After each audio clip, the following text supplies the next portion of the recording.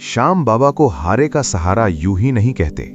क्या आपको पता है कि खाटू श्याम बाबा के दरबार में एक ऐसे गरीब पिता के साथ क्या चमत्कार हुआ जिसे डॉक्टरों ने भी जवाब दे दिया था। एक गांव में बाबा का एक सच्चा भक्त रहता था।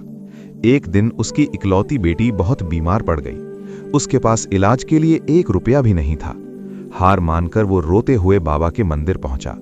उसने बाबा के चरणों में सिर्फ एक मोरपंख रखा और कहा, हारे के सहारे अब मेरी लाज तेरे हाथ है। तभी मंदिर में एक अनजान व्यक्ति आया और उसने उस पिता के हाथ में कुछ ऐसा रखा जिसे देखकर वहां खड़े सभी लोगों के रोंगटे खड़े हो गए। उस अनजान व्यक्ति ने ऐसा क्या दिया? आगे की घटना आपको भी रुला देगी। जानने के लिए अभी कमेंट में जय श्री श्याम लिखें।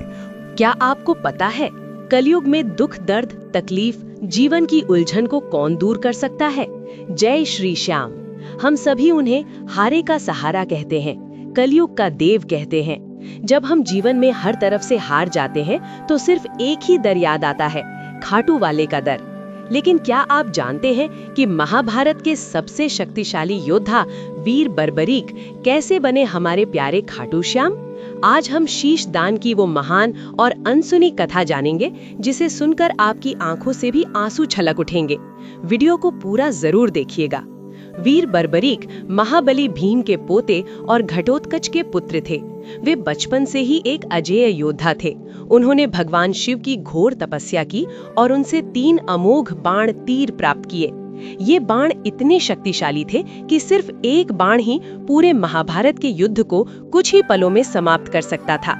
युद्ध में जाने से पहले बर्बरीक ने अपनी माता को एक वचन दिया था कि वे युद्ध में हमेशा हारे हुए पक्ष, वीक साइड का ही साथ देंगे। यही उनकी सबसे बड़ी प्रतिज्ञा थी। भगवान श्री कृष्ण जो अंतर्यामी है, वे जानते थे कि युद्ध में कौरवों की हार निश्चित है।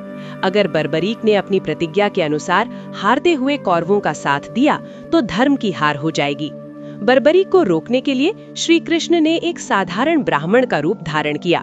उन्होंने बर्बरीक से पूछा, क्या तुम अपने एक बाण से इस पीपल के पेड़ के सभी पत्तों को बेध सकते हो? बर्बरीक ने मुस्कुराकर बाण चलाया। उस बाण ने पेड़ के सारे पत्ते बेध दिए और फिर वो बाण श्री कृष्ण के पैर के पास आकर चक्कर काटने लगा, क्योंकि श्री कृष्ण ने एक पत्ता अपने पैर के नीचे छुपा लिया था। श्री कृष्ण समझ गए कि बर्बरीक को युद्ध में जाने से रोकना असंभव है।